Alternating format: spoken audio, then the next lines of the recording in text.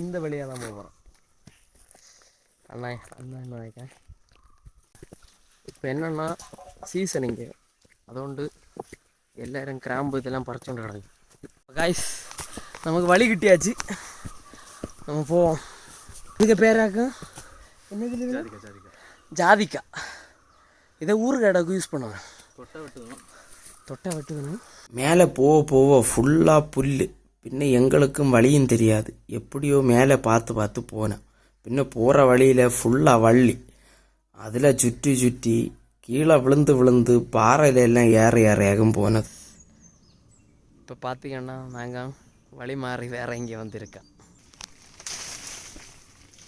அப்போ நம்ம அந்த மலையில் உண்டாக்கும் வழி மாறி இங்கே போயிண்டு ഇതിലൂടെ ஏறலன்னு பார்த்தா நடக்க பற்றலே.